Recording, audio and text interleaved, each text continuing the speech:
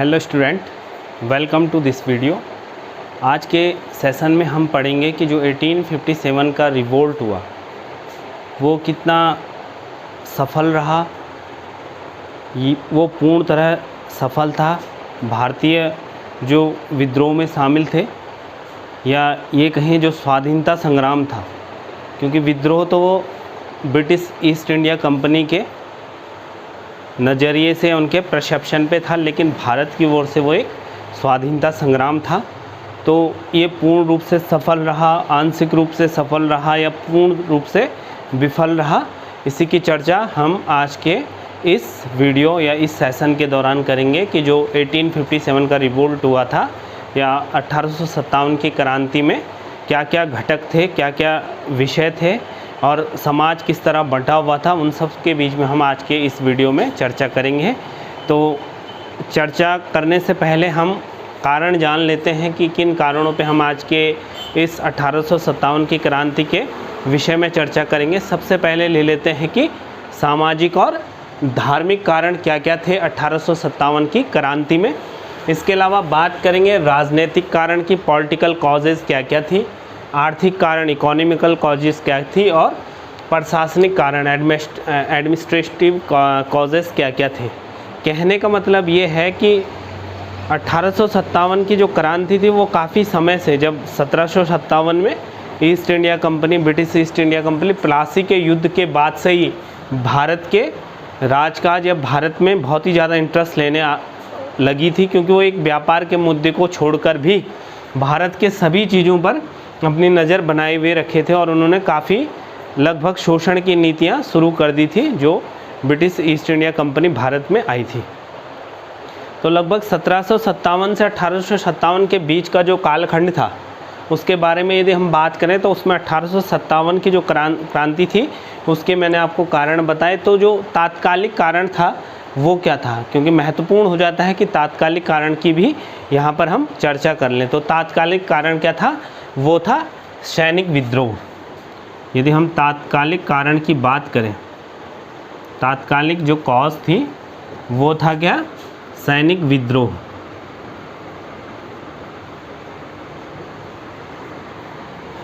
तो सैनिक विद्रोह के बारे में हम सबसे पहले जान लेते हैं कि जो न्यू इनफील्ड राइफल थी, उससे पहले सैनिक न्यू इनफील्ड राइफल से ही अपने हथियारों में शामिल किया हुआ था अंग्रेज़ों ने। लेकिन उसमें जो समस्या थी, तो उसमें 2 कॉटेज एक सोल्जर को कैरी करने पड़ते थे, बैग, 2 जो बैग थे। एक तो उसमें बारूद रहता था जिसको कि हम एक्सप्लोजिव बोलेंगे, जो कि बुलेट में पहले बारूद भर के फिर बुलेट आगे गन से उसे निकालते थे। तो उसके जो प्रोसेस थे, तो कभी कम बारूद भरा जाता था, कभी ज़्यादा कम उसमें भरते थे। तो उस तरह से वो इतना बढ़िया तरीके से वो राइफ़ल काम, मतलब सैनिकों का जो टाइम था उसमें काफ़ी खपत होती थी, और कभी कभी वो विफल भी हो जाते थे फायर करते करते।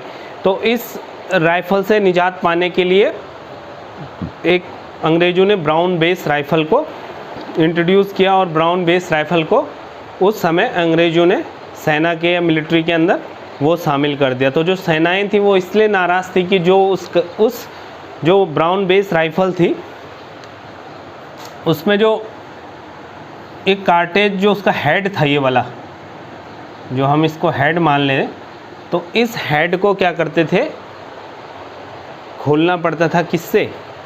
इस हेड को खोलना पड़ता था। जो ओपन करते थे तो उसमें जो लगा रहता था वो क्या है, ग्रीस लगा रहता था, जो ग्रीस क्या है, गाय और सूअर की चर्बी से बनाया हुआ था। तो वो ग्रीस खोलने में सैनिकों को क्या थी, उस समय जो समस्या आ रही थी वो धार्मिक कारण उसमें महत्वपूर्ण हो गया था, क्योंकि हम सबको पता है कि सूअर को मारना क्या है, मुसलमान धर्म में क्या है, हराम है, और हिंदू धर्म में क्या है, गाय को पूजनीय माना जाता है, गाय की पूजा की जाती है। तो ये जो ब्राउन बेस राइफ़ल आया था उसका कार्टेज क्या है, मुंह से खोलना पड़ता था। तो उस समय गाय और सूअर की चर्बी का इस्तेमाल होता था। तो इस कारण जो ग्रीस था, ग्रीस इसलिए भी था अंग्रेज़ों के हिसाब से कि वो मॉइस्चर न बने, या वो मॉइस्चर होने से जो बारूद है या जो कार्टेज है, जो बुलेट है, उस पर जंग न लगने का कारण से उस समय प्लास्टिक तो निजात हो नहीं पाए, जो प्लास्टिक वाला ढक्कन रहता।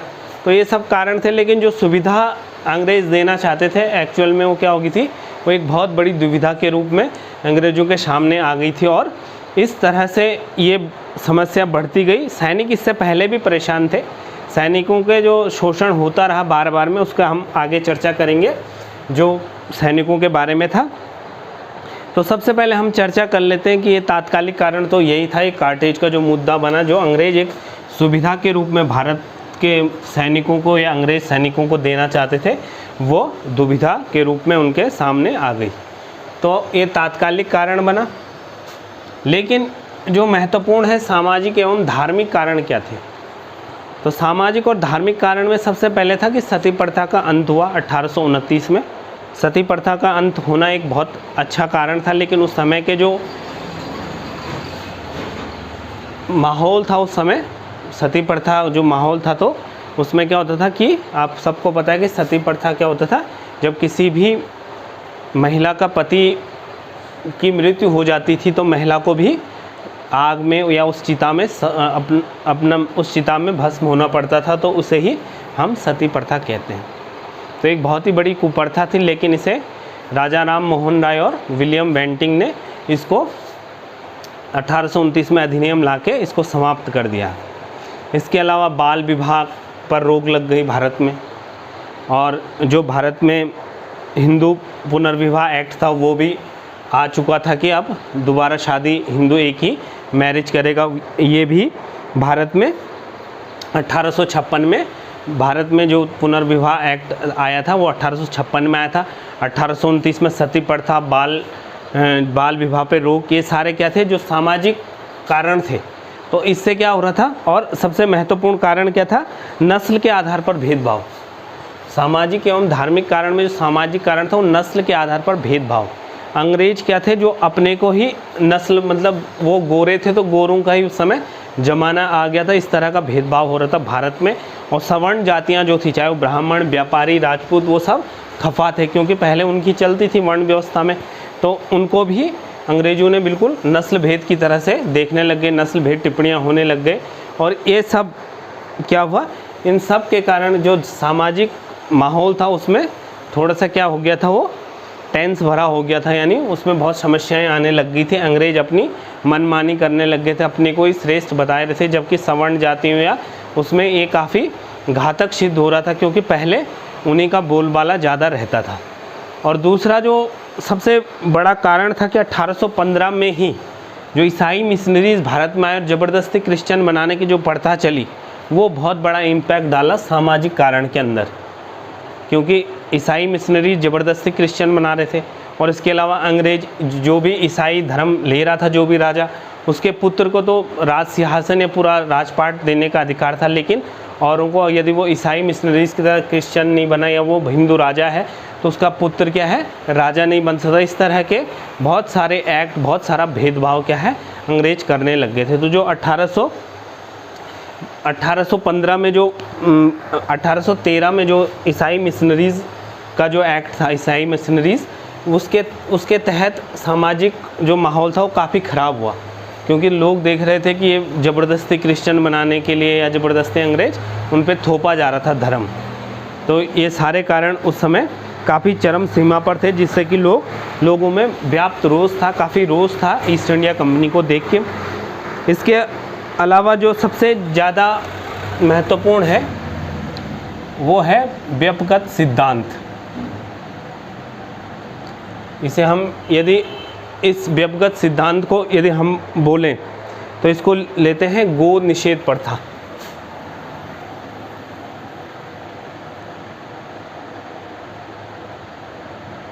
ये गो निषेध प्रथा है और इसे हम डॉक्ट्राइन ऑफ लैप्स भी कहते हैं। यानी ये जो व्यपगत सिद्धांत है गो निषेध प्रथा, इसमें भी अंग्रेजों ने रूलिंग बनाई थी कि जो भी राजा का पुत्र, यदि उसका पुत्र अपना पुत्र नहीं है या उसने गोद लिया पुत्र है, तो उसको राज्य का राजा नहीं चुना जाएगा, ना ही वो उस राज सिंहासन का हकदार होगा। तो ये काफ़ी महत्वपूर्ण था, जिससे कि हमारे ये जो राजनीतिक या जो शासक थे वो भी धीरे धीरे इससे क्या होने लग गए थे, अंग्रेज़ों की नीतियों से परेशान होने लग गए थे। क्योंकि ये वाला जो गो निषेध प्रथा है, डॉक्ट्राइन ऑफ लैप्स, इससे जैसे झांसी की रानी हो गई, वहाँ पर झांसी पे जो था तो उनके भी पुत्र नहीं था, तो उनका जो दूसरा पुत्र था जो दामोदर नाम से कुछ था, तो उनको भी राज सिंहासन से मना कर दिया अंग्रेज़ों ने। तो इस तरह की बहुत सारी जो उस समय अधिनियम बनाए गए वो भारत के लोगों के खिलाफ बनाए गए, उसमें सारे लोग पीसे गए उसमें। और पेंशन और उपाधियों का एक्ट भी एक अंग्रेज़ों ने, ईस्ट इंडिया कंपनी ने बनाया 1857 से पहले, कि किसी को भी पेंशन बंद कर दी, उनकी उपाधियां बंद कर दी। अब आप ये समझ सकते हो कि जब राजा की उपाधि वहाँ पर निषेध हो गई है तो राजा की वैल्यू या उसका वेटेज कितना कम हो जाएगा। जो एक राज सिंहासन पे राजा बैठेगा वो कैसे राज्य को चलाएगा अगर उसको उपाधि उसे छीन ली गई। तो ये सारे कारण थे उस समय के 1857 के, जो कि उस क्रांति को सभी जगहों से क्या है, क्रांति का लोग नाराज़ थे ईस्ट इंडिया कंपनी से, तो सभी जगह से क्रांति की जो बू आती है वो आने, मतलब वो काफ़ी हद तक मतलब लोग उससे नाराज़ हुए और ये क्रांति के रूप में भड़कने लग गए। एक इनाम कमीशन भी उसी समय आया। इनाम कमीशन में क्या था, जिम्मेदार थे, जो लैंड लॉर्ड्स थे जो हमारे, उनका क्या हुआ, पूरा संपत्ति को ही जब्त कर लिया गया। मतलब कोई संपत्ति नहीं रखेगा, तो जिम्मेदार भी काफ़ी परेशान हो गए थे अंग्रेज़ों की नीतियों से, और उनके पूरे जितना भी उनका पैसा था, जितनी उनकी ज़मीनें थी, वो सारी जब्त अंग्रेज़ों ने कर ली थी। तो ये सारी जो कारण थे वो लगभग 1757 से 1857 के बीच में ये कारण हुए। तो लगभग 100 साल थे। तो जब वो विद्रोह शुरू होने वाला था तो कुछ लोगों का मत ये था कि 100 साल बाद किसी भी पाप का अंत हो जाता है, जब पाप का घड़ा बनता है। क्योंकि हिंदुज़म क्या है, हमारे देश में जैसे राम राज होता है या महाभारत हुआ, जो मतलब बुराइयों के प्रति जो अच्छाई का जीत होती है, तो कुछ लोगों ने ये भी अपने माइंड सेट बना लिए थे कि अब 100 साल हो गए हैं और अब अंग्रेज़ों का अंत निश्चित है, उनका पाप का घड़ा भर चुका है। लोग बहुत परेशान हो गए थे, हर वर्ग के लोग इसमें परेशान हो गए थे। तो इस तरह से क्या था, ये सारी चीज़ें धीरे धीरे क्या होने लग गई थी, बहुत ही चरम सीमा पे पहुंच गई थी। मतलब क्रांति की लगभग शुरुआत होने वाली थी। इसके अलावा जो सबसे महत्वपूर्ण चीज़ है कि सैनिकों के साथ भी बहुत दुर्व्यवहार होता था। सैनिक का तात्कालिक कारण तो ये बना था जो कि ब्राउन बेस राइफल था, लेकिन उससे पहले भी सैनिक परेशान थे। सैनिकों के साथ जो मुख्य परेशानी थी वो धार्मिक मान्यताओं को मनाही थी सेना के अंदर, कि मतलब हिंदू टीका नहीं लगा सकते, मुस्लिम टोपी नहीं रख सकते, सिख पगड़ी नहीं रख सकते सेना के अंदर। ये बहुत बड़ा एक क्या था, ये बहुत बड़ा दुर्व्यवहार सैनिकों के साथ हो रहा था। इसके अलावा डाकघर अधिनियम बना दिया 1856 में अंग्रेज़ों ने, ईस्ट इंडिया कंपनी ने। तो जो भी सैनिक थे उनको पैसा दे के क्या है, वो लेटर या वो चिट्ठी क्या लेनी पड़ती थी, और उसके लिए उन्हें पैसा दे होता था। जबकि वो एक सरकार की नौकरी करते थे, अंग्रेज़ों के अधीन नौकरी करते थे सैनिक, तो उनको वो अधिनियम बना के उनसे पैसा लिया जाता था। इसके अलावा सामान्य सेना भर्ती अधिनियम, सामान्य सेना भर्ती अधिनियम में भी इनका बहुत बड़ा वो था कि भारतीय सैनिकों को बाहर कहीं भी भेजा जा सकता है जहाँ पर ज़रूरत पड़ेगी, यानी 7 समंदर पार। और उस समय 7 समंदर पार का मतलब बहुत धार्मिक दृष्टि से भी बहुत ख़राब माना जाता था कि कोई बाहर जा रहा सैनिक। उस समय का जो विचार थे जो वो थे, वो 7 समंदर पार करना एक बहुत गलत उसमें व्यू में जाता था। तो ये बहुत बड़ी समस्याएं जो अंग्रेज अधिनियम या अंग्रेज़ों की जो रूलिंग थी वो पूरी तरह सैनिक विरोध तो बहुत समय से चल रहा था। लगभग 200-250 घटनाएं इस बीच में हुई थी 1857 के, वो भी सैनिक विद्रोह के कारण।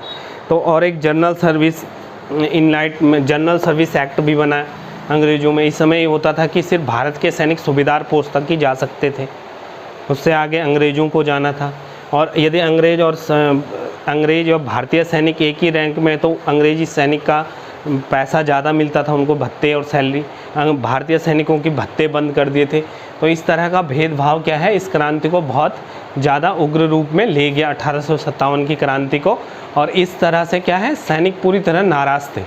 लेकिन सबसे महत्वपूर्ण जो तात्कालिक कारण वो यही था कि ये जो कार्टेज था, इसमें खोलते टाइम, इसका हेड खोलते टाइम, जो ब्राउन बेस राइफल थे उसका हेड खोलते टाइम सुअर और गाय की चर्बी का जो ग्रीस बनता था, उसकी समस्या सबसे महत्वपूर्ण थी उस तात्कालिक कारण, उस विद्रोह। क्योंकि विद्रोह तो सभी वर्ग में था, जब सभी वर्ग परेशान थे, लेकिन जो कारण बना वो तात्कालिक कारण 1857 का सैनिक विद्रोह बना था। इसके अलावा व्यापारी लोग भी परेशान थे। व्यापारियों को क्या, पहले व्यापारी क्या करते थे, जो आयात निर्यात था तो ब्रिटिश से जो आता था उस पर तो कर लगता था, लेकिन जो ब्रिटिश को सामान जाता था, मतलब जो इंग्लैंड या ब्रिटेन में जो सामान जाता था उस पर टैक्स नहीं लगता था। मतलब निर्यात कर यहाँ से बाहर तो जा रहा है, लेकिन वहाँ से जो आ रहा है उस पर टैक्स लगेगा, लेकिन इंडिया से ब्रिटेन को जो भी सामान जाएगा या निर्यात होगा उस पर कोई कर नहीं लगेगा। तो इस तरह व्यापारी जो भी यहाँ पर मैन्युफैक्चरिंग होता था उसका कोई पैसा उनको पूरा नहीं मिल पाता, तो व्यापारी लोग भी बहुत परेशान थे। इस तरह से किसान वर्ग बहुत परेशान था। किसानों के हाथ कुछ नहीं लगा, ज़िम्मेदारों ने उनकी ज़मीनें ले ली। अंग्रेज़ों ने जब अकाल पड़ा भारत में तो उस समय उनकी कोई मदद नहीं की, तो किसान लोग भी बहुत परेशान थे। 1857 की क्रांति सब जगह से भड़क रही थी। तो लगभग हम जान लेते हैं अब कि जो 1857 की क्रांति थी वो लगभग कहाँ पर सबसे ज़्यादा रही। तो ये रही मेरठ, दिल्ली, आरा, पटना, अवध जो लखनऊ में है, इन सब जगह। लेकिन ये दक्षिण की तरफ नहीं जा पाई, और इसके जो मुख्य केंद्र थे वो ग्वालियर था, झांसी हो गया, ये सारे कारण क्या थे, बैरकपुर हो गया। इन जगहों पे यह क्रांति बहुत व्यापक रूप में, सघन रूप में रही। इसके अलावा ये साउथ में पूरे भारत में क्या है, इनका पूरा भारत में ये क्रांति नहीं फैल पाई, लेकिन सघन रूप से दिल्ली, मेरठ, ग्वालियर, झांसी, इन 7 या 8 स्थानों में, अवध, लखनऊ की साइड में, बैरकपुर में हो गया, इन जगहों पे ये सबसे ज़्यादा रही, बिहार, आरा में। तो हमारे कहने का मतलब है कि जो 1857 की क्रांति थी वो सबसे पहले कहाँ पर हुई, तो वो सबसे पहले तो उड़ीसा में हुई, वो भी लगभग 90 नेटिव इन्फेंट्री के कारण, क्योंकि तात्कालिक सैनिक विद्रोह ही उसका कारण था। इस कार्टेज का एक कारण ही था कि तो ये 19 नेटिव इन्फेंट्री जो उड़ीसा में थी उनको सबसे पहले तो अंग्रेज़ों ने वहाँ पर वो दबा दिया। फिर बैरकपुर में, जहाँ पर मंगल पांडे के द्वारा ये क्रांति को पूरी तरह भड़काया, और फिर अंग्रेज़ों ने वहाँ पर भी वो क्रांति दबा दी। लेकिन फाइनली मेरठ में, जो फाइनल इसमें मेरठ में 3rd नेटिव कैवलरी में यह पूरी तरह से भड़क गई, और उसके बाद पूरे देश में इसका बिगुल बज गया। 1857 की क्रांति का सैनिकों ने, जिनको भी उन्होंने इससे पहले क्या करा था, नज़रबंद किया था सैनिकों को, उनको भी अपने साथ उन तालों को तोड़ के सैनिकों ने मेरठ से सारे सैनिकों को रिहा करके दिल्ली में बहादुर शाह जफर के पास, दिल्ली में उन्होंने पूरा कब्जा कर दिया, अंग्रेज़ों को वहाँ से भगा दिया, और बहादुर शाह जफर को वहाँ का राजा नियुक्त किया। और उसके बाद और जगहों को चिट्ठियाँ भेजी गई, जो और भी हमारे शासक थे, चाहे वो बेगम हजरत महल लखनऊ में थी, झांसी में लक्ष्मीबाई थी, कानपुर में तात्या टोपे, ये सारे जगहों को, इन जगहों को चिट्ठी भेजी गई। और इसके बाद क्रांति का बिगुल, जो फर्स्ट बिगुल जो क्रांति का हुआ वो 10 मई 1857 को क्रांति शुरू हुई। तो इस तरह से जो भी क्रांति के कारण थे वो मैंने आपको बता दिए हैं। इसके अलावा मैंने ये भी कहा कि कहाँ पर एक क्रांति हो रही थी और कौन कौन इसको लीड कर रहा था। जैसे कि लखनऊ में बेगम हजरत महल लीड कर रही थी, इसके अलावा बरेली में खान बहादुर खान, इस तरह से ये सब जगह से कारण है। लेकिन इसकी असफलता के कारण क्या रहे, अब हम असफलता के कारण पढ़ेंगे, क्योंकि ये सफल इसलिए भी नहीं हो पाया कि मैंने आपको पहले ही कहा कि ये दक्षिण तक भी नहीं पहुंच पाई, तो पूरे भारत में एक साथ यह क्रांति शुरू नहीं हो पाई, इसलिए अंग्रेज़ों ने इसे दबा दिया, इसको ख़त्म कर दिया। और इसके अलावा सभी वर्गों के लोग इसमें शामिल नहीं हुए। जो शिक्षित लोग जो एजुकेशन में अच्छे थे वो लोग इसमें महत्वपूर्ण उनकी भूमिका होती यदि वो शामिल होते, शिक्षित लोग, क्योंकि वो अपना तथ्य रखते वहाँ पर, लेकिन वो शामिल ही नहीं, वो अंग्रेज़ों के साथ ही लगे रहे अपने फ़ायदे के लिए। तो इस तरह से इस क्रांति का पूरे भारत में एक साथ शुरू न होना, सारे वर्गों का एक साथ ना आना, जो इनके मुख्य कारण माने जाते थे। और इसके अलावा ब्रिटिश ईस्ट इंडिया कंपनी के पास अच्छे हथियार थे, जिसका कि मुकाबला भारतीय सैनिक या जो विद्रोह था वो पूरी तरह नहीं कर पा रहा था, क्योंकि उनके पास अच्छी तकनीक के हथियार थे ब्रिटिश ईस्ट इंडिया कंपनी के पास, इसके पास। लेकिन इन सब के कारण होते हुए भी आंशिक रूप से जो नुकसान है, बहुत बड़ा नुकसान जो हुआ था उस समय अंग्रेज़ों को, ये हुआ था कि ब्रिटिश ईस्ट इंडिया कंपनी का जो अस्तित्व था वो सिर्फ एक व्यापारिक अस्तित्व रह गया, क्योंकि जो ब्रिटेन के क्राउन थे, वहाँ के राजा थे इंग्लैंड के, उन्होंने भारत को कॉलोनियल या कॉलोनी घोषित कर दिया था 1857 की क्रांति। तो ये बहुत बड़ा महत्वपूर्ण जो इसका परिणाम निकला, जिसे कि हम बहुत ही महत्वपूर्ण मानते हैं कि 1857 के बाद भारत क्या बन गया था, ब्रिटेन का उपनिवेशवाद बन गया था, उपनिवेश हो गया था, मतलब एक उसको कॉलोनी मान लिया गया था और अंग्रेज़ जो ब्रिटिश ईस्ट इंडिया कंपनी वो बैकफुट पे आ गई थी। जिस तरह वो फर्स्ट में आई थी, पहले एक व्यापारी के रूप में आई थी ब्रिटिश ईस्ट इंडिया कंपनी, उसका अस्तित्व उतना रह गया। तो एक बहुत बड़ी महत्वपूर्ण कामयाबी जो भारत को मिली उस समय के जो स्वाधीनता संग्राम ही इसलिए माना गया इसको, क्योंकि इसमें ऐसा कोई नहीं था कि सैनिक विद्रोह हुआ। भले ही वो ब्रिटेन में ये चलाया गया जब वहाँ के राजा को बताया गया कि वो एक विद्रोह है, जबकि ये एक स्वाधीनता संग्राम था, लेकिन वहाँ क्रांति बताया गया ताकि कि भारतीय मतलब भारत के लोगों ने इस तरह के अत्याचार किए अंग्रेज़ों पर, इस तरह का चलाया गया। लेकिन जो भारत के नज़र से था वो था एक स्वाधीनता संग्राम, और ये महत्वपूर्ण इसलिए ही माना गया कि उस समय ईस्ट इंडिया कंपनी का अस्तित्व कम हो गया और भारत उपनिवेश बन गया ब्रिटेन का, यानी कॉलोनी बन गया ब्रिटेन का। तो इस तरह से हमने आज 1857 का जो इतिहास था उसको पढ़ा है। काफ़ी चीज़ें आपकी इस कॉन्सेप्ट में क्लियर हुई होंगी कि क्या क्या चीज़ें होती थी, किस तरह वो कारण रहे जो 1857 की क्रांति को आगे बढ़ाने में सहायक रहे। और इसके अलावा जो इसमें एक बुक लिखी गई थी, वो बुक लिखी गई थी 1857 का स्वातंत्र्य समर, जो कि लिखी थी विनायक दामोदर सावरकर ने। ये बुक लिखी थी, इस बुक से भी काफ़ी हेल्प मिली। जो बाद में संविधान बना तो और भी 1857 के रीजन पूछे गए और काफ़ी चीज़ें ये हमें देखने को मिली। और इस 1857 की क्रांति में जो भी आपके अब डाउट्स रह गए, जो भी आपको लगता है कि ये कवर नहीं कर पाए, तो आप वीडियो के कमेंट्स में ज़रूर उसको पूछ सकते हो, उसको लिख सकते हो, ताकि आपके जो डाउट्स हैं वो क्लियर हो सके। तो आज के वीडियो में बस इतना ही। अगले वीडियो में आपसे मुलाकात होगी, तब तक के लिए जय भारत, जय उत्तराखंड। Thank you.